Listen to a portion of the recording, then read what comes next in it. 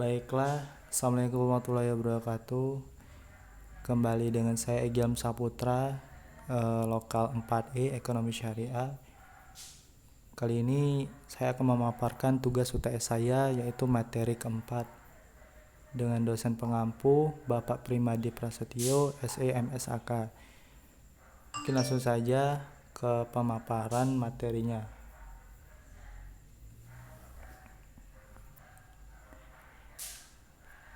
Di sini ada asumsi, struktur ragam peragam penduga, karakteristik pemilihan model terbaik, R2 HDJ, R2 HIC, FPE, SBC, dan HQC.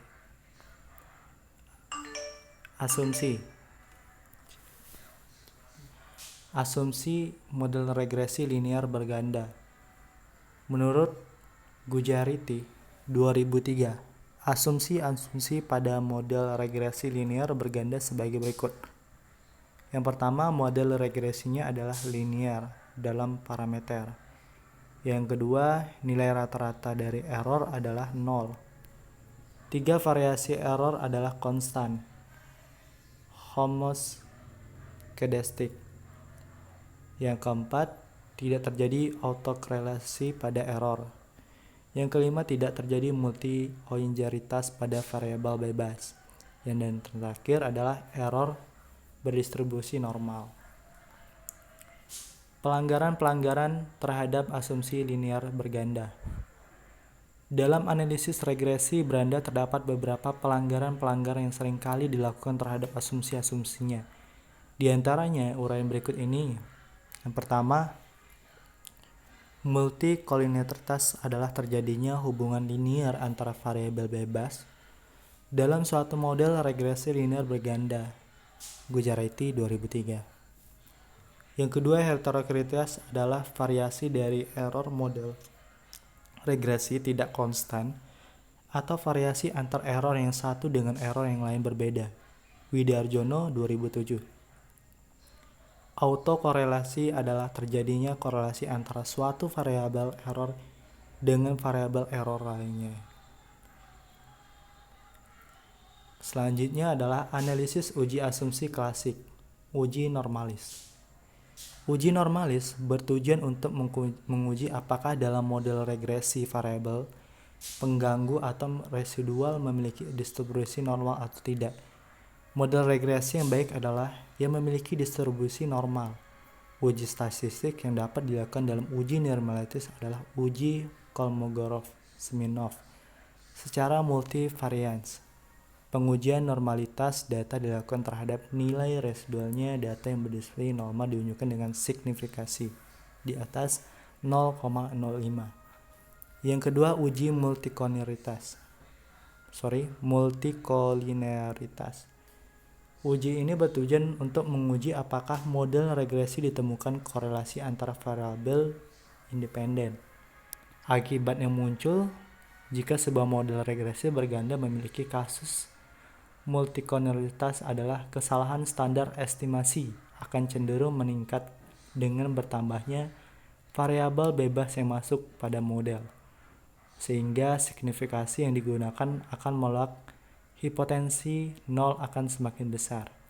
Akibatnya, model regresi yang diperoleh tidak sahih atau valid untuk menaksir variabel independen. Dan yang ketiga, uji autokorelasi. Uji autokorelasi ini bertujuan untuk menguji apakah model regresi linear ada korelasi antar kesalahan pengganggu pada periode dengan kesalahan periode T1 sebelumnya. Model regresi yang baik adalah yang bebas autokorelasi. Konsekuensi dari adanya autokorelasi dalam model regresi adalah model regresi yang dihasilkan tidak dapat digunakan untuk menaksir nilai variabel independen pada nilai variabel independen tertentu. Dan yang terakhir adalah uji heterokritas. Uji ini bertujuan untuk menguji apakah dalam model regresi terjadi ketidaksamaan varian dari residual satu pengamatan ke pengamatan yang lain. Jika varian dari residual suatu pengamatan ke pengamatan lain tetap, maka disebut homoskedasitas dan jika berbeda disebut heteroskedasitas. Model regresi baik adalah model yang tidak terjadi heteroskedasitas. Kozil 2006. Konsekuensi adanya heteroskedasitas dalam model regresi adalah penaksir yang diperoleh tidak efisien, baik dalam sampel kecil maupun dalam sampel besar. Selanjutnya adalah struktur ragam-peragam dari penduga. Matriks berukuran K kali K ragam. Variansi pada diagonal utama peragam kovariansi selainnya. Goodness of fit dari garis regresi berganda R2 pada regresi linear sederhana tidak dapat dipakai untuk membandingkan dua model dengan jumlah perubahan eksogen yang berbeda. Ketika jumlah perubahan X ditambah, proporsi keragaman Y yang dijelaskan oleh X akan selalu meningkat R2 akan selalu meningkat seiring jumlah X. Tanpa melihat penting tidaknya penambahan X dalam model digunakan ajustasi R2 disesuaikan terhadap jumlah perubahan oksigen yang X yang digunakan.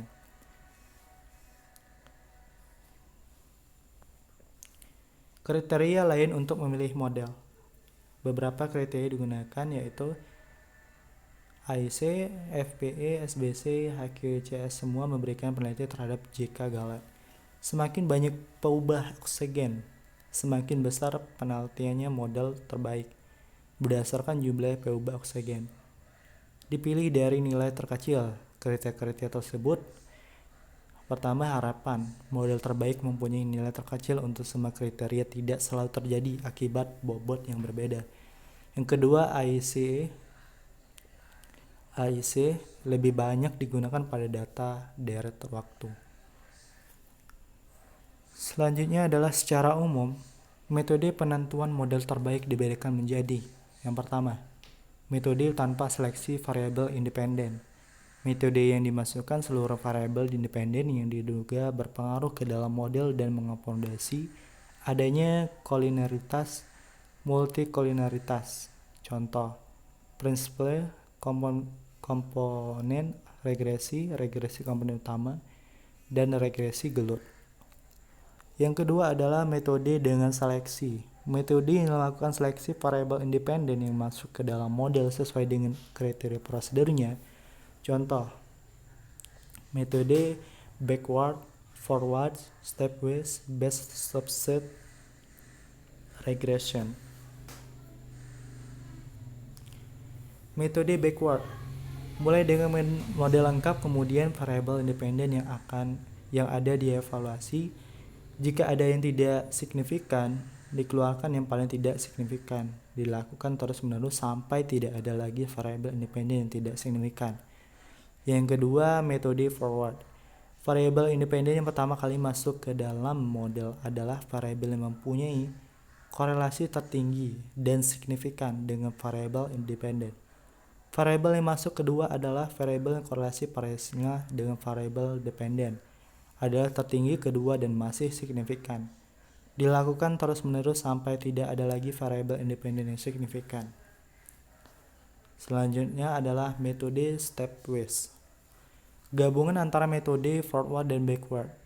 Variabel yang pertama kali masuk adalah variabel yang dikorelasinya tertinggi dan signifikan dengan variabel dependen. Variabel yang masuk kedua adalah variabel yang korelasi pasiennya tertinggi dan masih signifikan.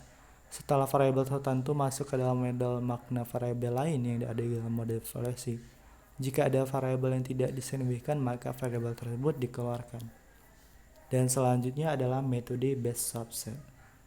Metode ini menyajikan buah model terbaik dari setiap kelompok model regresi berdasarkan banyaknya variabel independen, kelompok dengan 1, 2, sampai berikutnya variabel independen.